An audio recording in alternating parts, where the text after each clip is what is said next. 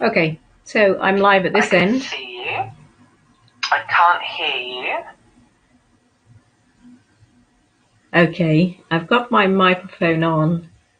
I'm trying to think of what else I can do, really. Yeah, that had a mute, and it's certainly unmuted. There's the settings. There's no way. The only thing I was thinking is, can I test myself? Has this got any self-test function on it? Yeah, I thought it had. I'm sure when I logged on for the first time there was an audio test. Let's see, monitor. What's the monitor do?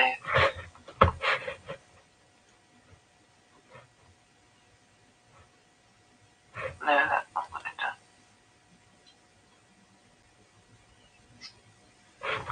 Yeah, that's. I think if we can't get the sound to work, what we might need to do is go into Facebook and do it from there. Yeah, that's strange, isn't it? And I can't think, as I say, my mic's. Oh, I can hear you. I can hear you. Oh, good. I wonder if that was just, it just took it a wee while to get switched on. Yeah. How about that? Are we good to go then? Oh, I believe we are. Let me just... A few minutes, only 2 minutes after 2. Brilliant. Poor audience have had loads of time to listen to us faffing.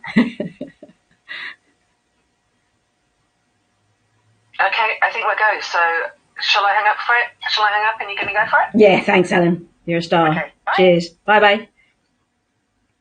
Hi, everyone. Thank you for tuning in, and thank you to those of you who are watching this later on YouTube. My name is Dr. Kesi Mahendran. I'm a senior lecturer at the Open University, and I've said that I would talk about the BAME equalities gap that we're looking into at the moment. So this series of talks is so I'll just switch that off, make sure it's properly off. This series of talks is all part of the Alternative University of the Air's higher education role in reproducing structural inequalities, and we put on these talks as a part of the teach out in relation to the UCU strike. So there are 4 strikes running together at UCU, and the one that I've decided to focus on is the one that's to do with the equalities gap. Now, if you fall into various groups, there are all sorts of groups that you can fall into, and you will see that there are both pay and attainment gaps in relation to those groups. So what I'm going to use is BAME to illustrate the point, but if you're listening and you have an interest in other gaps, you'll find that hopefully that the talk is useful to you. So let me start then. I've called the talk Scaling the Ivory Tower, and I want to talk about that in a few different ways. When I say scaling the ivory tower, what I'm talking about is the sorts of scales and metrics that we need within the academy in order to understand how far we're getting in terms of pay gaps. So the question, I think, for scaling the ivory tower in the sense of metrics is, what sort of metrics do we want to put in place now so that in 20 years' time we can see how far we've come? What should we benchmark now? And I talk a little bit about that. Then I'm going to talk about belonging in another sense of scaling. How do you succeed in the university environment, both as a student or indeed as a member of staff, professional staff, or an academic within the university? Then moving on from that, I want to consider new scaffolding. What sort of things should the university be doing?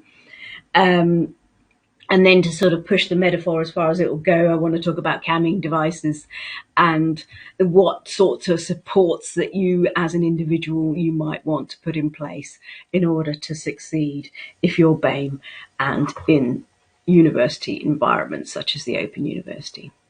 So to open the discussion then, so the association between the university and the ivory tower suggests both a vital resting place away from the noise of everyday life a means by which you can really immerse into something, a specialised area with like-minded colleagues. But the ivory tower also suggests a sort of worrying detachment from reality. Now, just sort of the term the ivory tower has a sort of anachronistic, endangered species feel about it these days, and I think it's often used by people who want to write about representation. So representation is obviously going to be a key part of this whole process that we're going through in terms of closing the equality gaps. And I mean representation in terms of how well the university curriculum supports working class people, sexually diverse people, females and or black and ethnic minority students. So throughout the talk, I tend to say BAME. When I say BAME, I mean black and minority ethnic students and staff.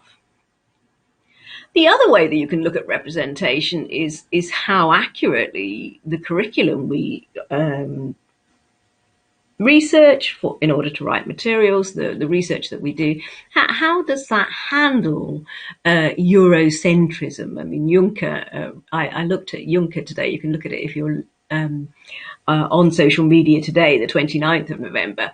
Juncker does his final speeches within the European Commission, and you'll see lots of puff videos going out today. You'll also spot something quite fascinating, which is there won't be any BAME people. There'll be usually a leader from an African country that he's shaking hands with, but you won't see any BAME, very unlikely to see BAME people as Europeans. Extraordinary, really, that's still the case. So I think there's something about Eurocentrism and the amount of Eurocentrism there still is in the academy.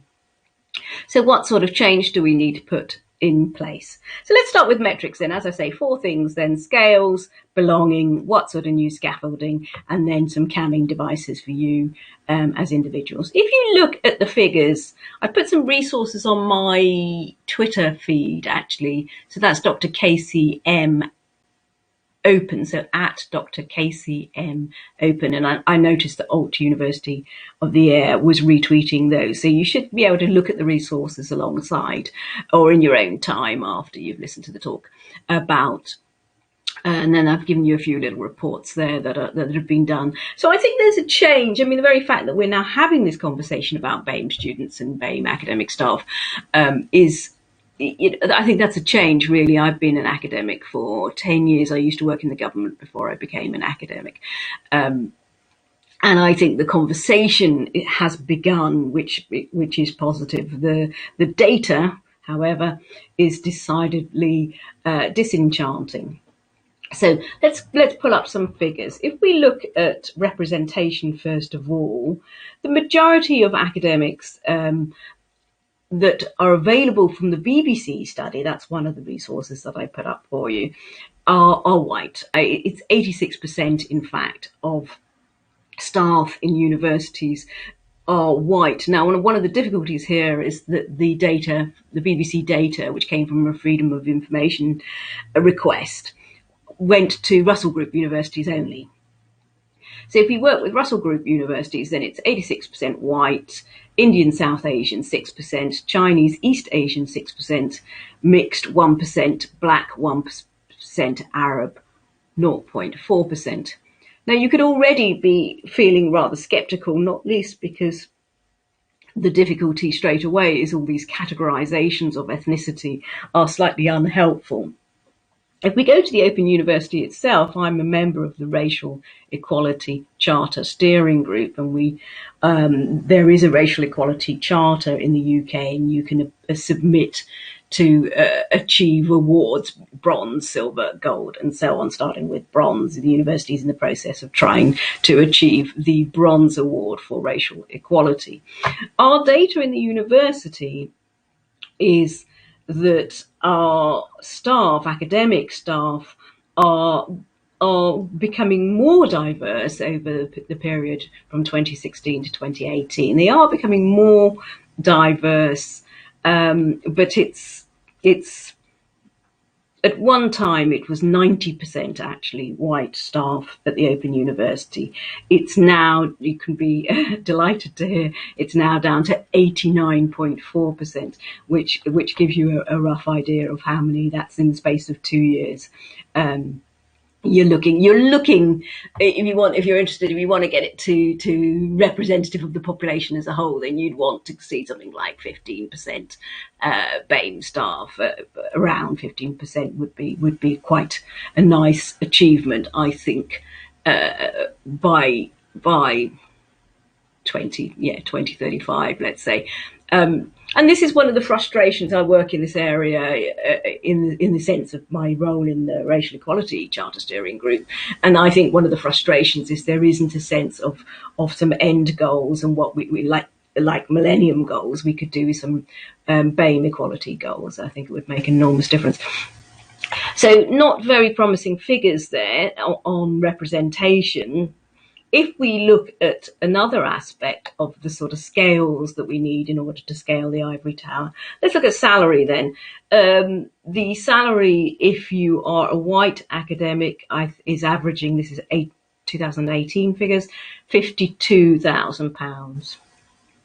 If you're a black academic, £38,000.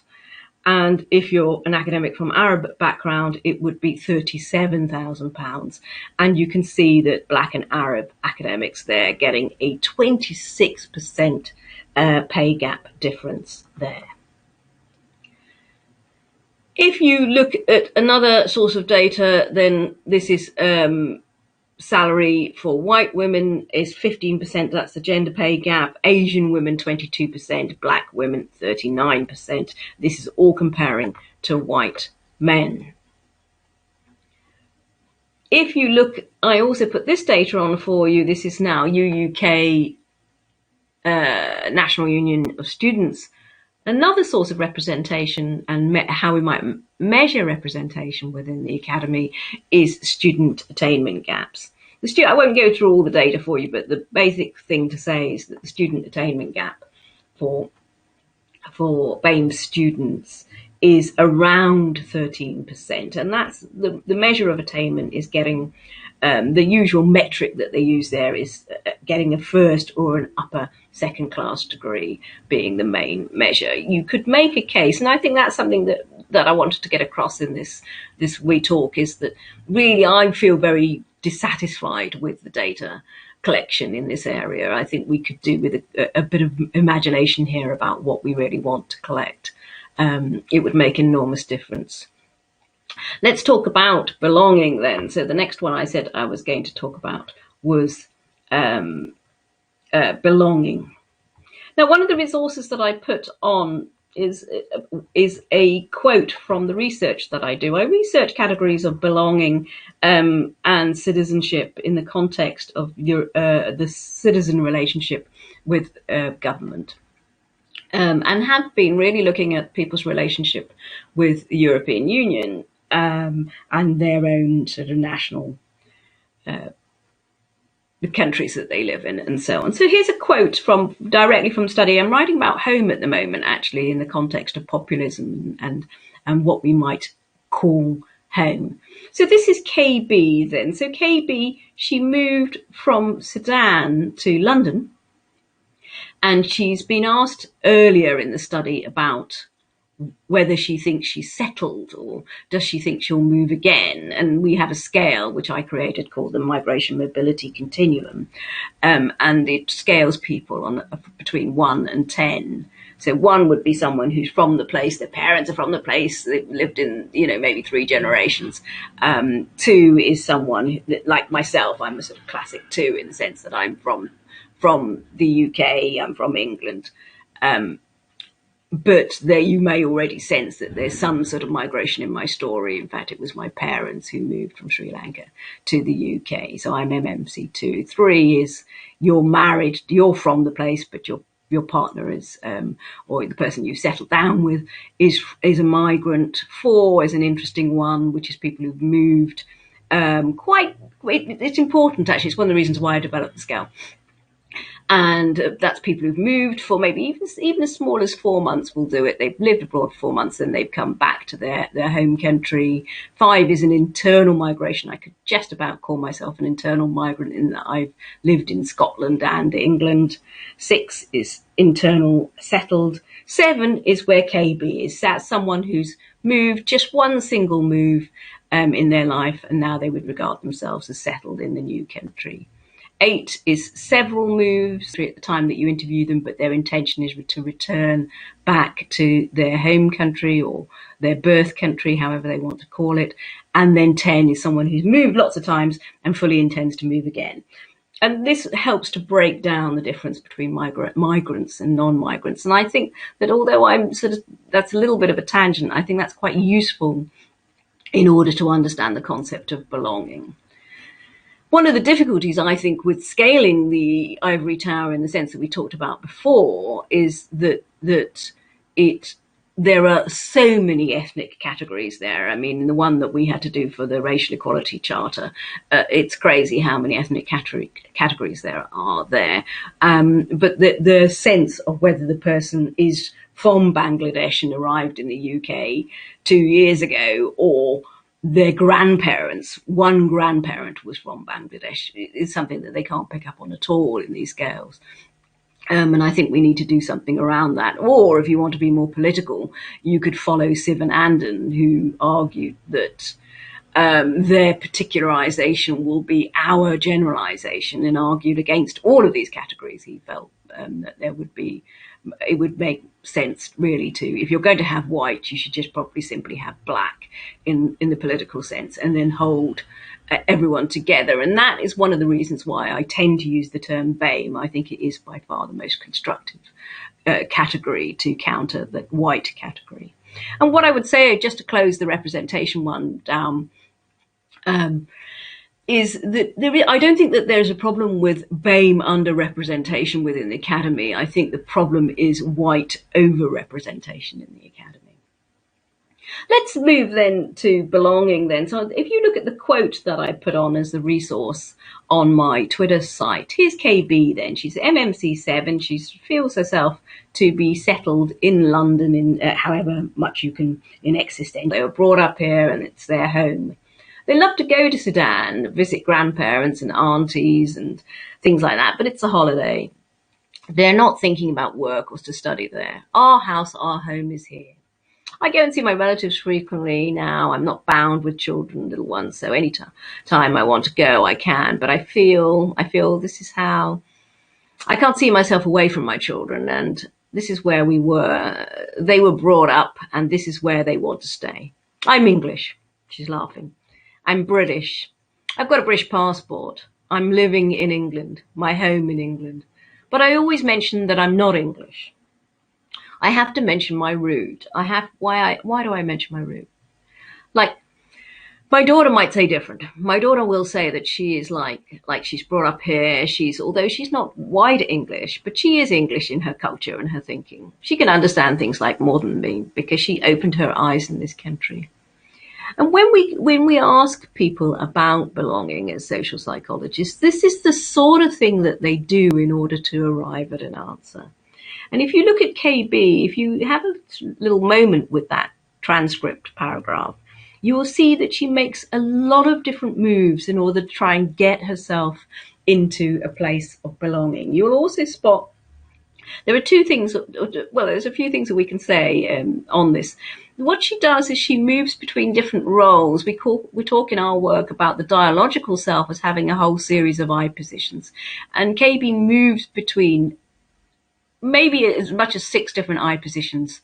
And you will also see that they contradict each other. So she says, I Sudanese, I mother, I English, I British, I not English, I someone whose root is someone else. She then introduces the daughter. She brings her daughter's voice in.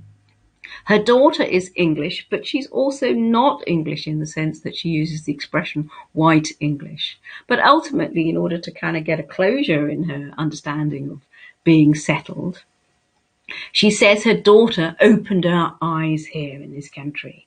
And I think what's interesting about the reason why I wanted to show you that particular transcript for this talk was that in order to understand BAME in the academy and scaling in the academy, it's worth thinking of ourselves, particularly if you are a BAME student and you've seen the figures, and the UCU will be really using those figures over the next negotiation period.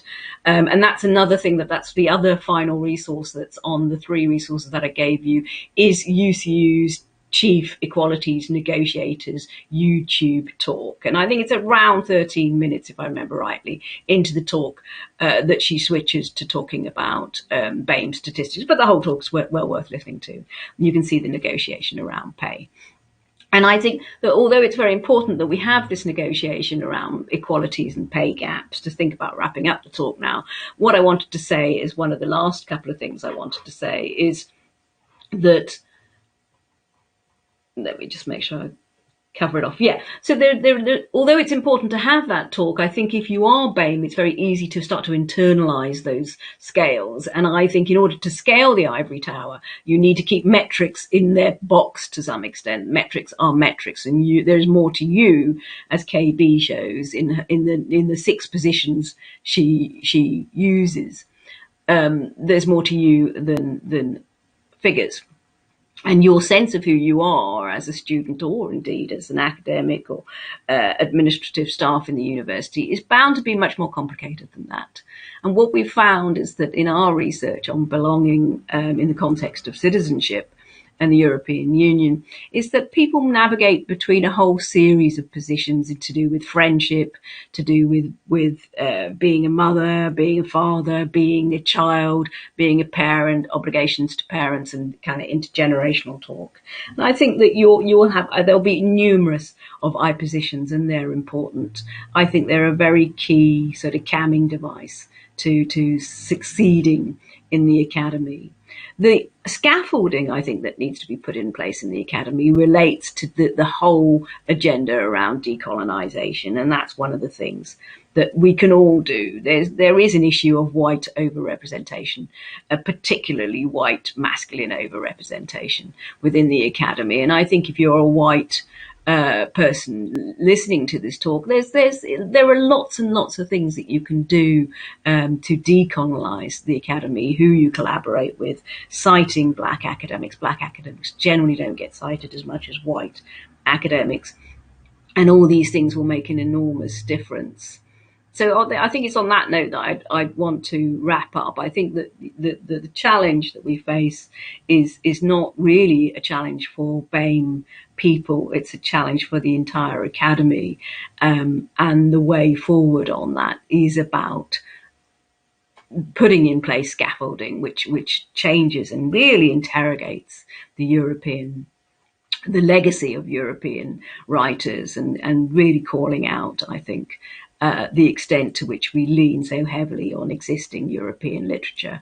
I mean, it's quite extraordinary in the world of psychology how you can read papers where nearly every single reference relates to a white European academic. And that, bringing all those sorts of things into consciousness, and at the same time, in terms of your own camming devices, your own support networks, building lateral relationships with colleagues, and are based on a whole series of identity I positions, will surely make a difference. So, hey, thanks for listening. Okay, bye-bye.